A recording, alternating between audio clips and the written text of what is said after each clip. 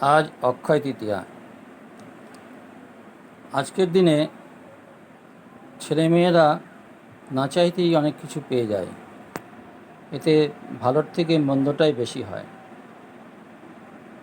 আজ দেখা যায় অভাবের বড় অভাব, অভাবেরও প্রয়োজন রয়েছে, মূল্যবোধের বড় আজ অভাব।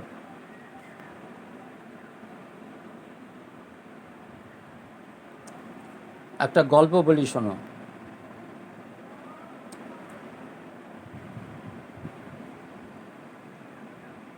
অন্য প্রসঙ্গে গল্পটি। স্বামী স্ত্রী দুজনে সুখে শান্তিতে বাস করছিল। তাদের বড় বাড়ি রয়েছে, স্বামী ভালো চাকরি করে,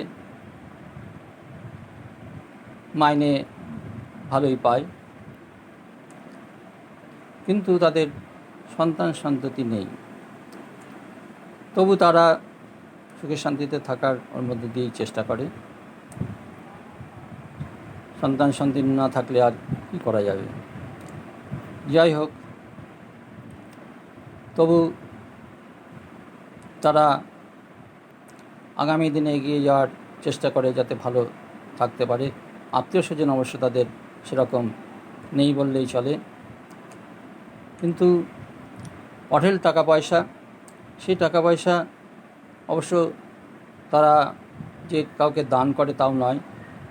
তারা স্ত্রী একদিন স্বামীকে বলছে, দেখো আমাদের এত টাকা পয়সা, কিন্তু আমাদের খরচ করার জায়গা নেই, ছেলে মেয়েও নেই আমাদের। কিন্তু স্বামীও বলে, হ্যাঁ তা তো ঠিকই।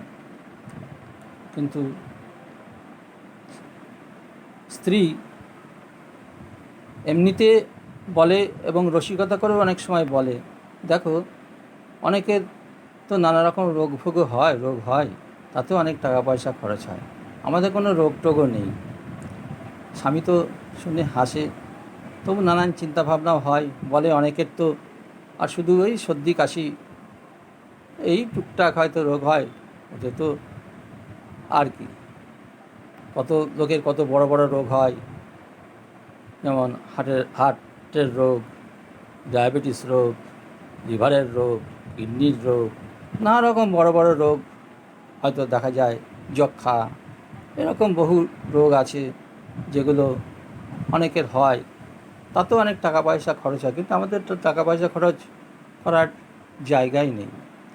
তো বলে তা ঠিক, কিন্তু স্বামীর তো কিন্তু এদিকে হয়ে গিয়েছে, নানা রকম চিন্তাভাবনা তার কাছে। বলে স্ত্রী বলে কি, সে কিন্তু নানান চিন্তায় পড়ে যায়। এই রকম মাঝে মাঝেই তাকে এমনিতেও বলে, রসিকতা করেও বলে, এরকম বলতে থাকে। কিন্তু এরকম বলতে বলতে কিন্তু স্বামীর চিন্তা ভাবনা কিন্তু হয়েই থাকে, স্ত্রী কী ভাবে কী জানে। যাই হোক, সে একদিন এরকম বলতে বলতে তারপরে অফিস করে ফিরে আসে, টায়ার্ড থাকে। একদিন এরকম বলতে বলতে সে দেখা গেল তাকে সে একটু অন্যরকম হয়ে গেল, এবং সে চিন্তা করতে করতে একটা সময় দেখা গেল এমন একটা অবস্থা হলো, স্ত্রী তার কানের কাছে এইরকম নানান কথা বলেই চলেছে। তখন শুনতে শুনতে সে একসময় দেখা গেল তার স্ত্রীর কোলে হঠাৎই ঢলে পড়ল। কিন্তু সঙ্গে সঙ্গে স্ত্রী ডাক্তার ডাকলো, ডাক্তার এসে দেখলো, দেখে পরীক্ষা নিরীক্ষা করলো, পরীক্ষা নিরীক্ষা করে বলল, he is expired, he is no more, সে পৃথিবী ছেড়ে চলে গেছে। এইভাবে তাদের সংসার নষ্ট হয়ে গেল, অর্থাৎ সে চিরতরে পৃথিবী ছেড়ে চলে গেল।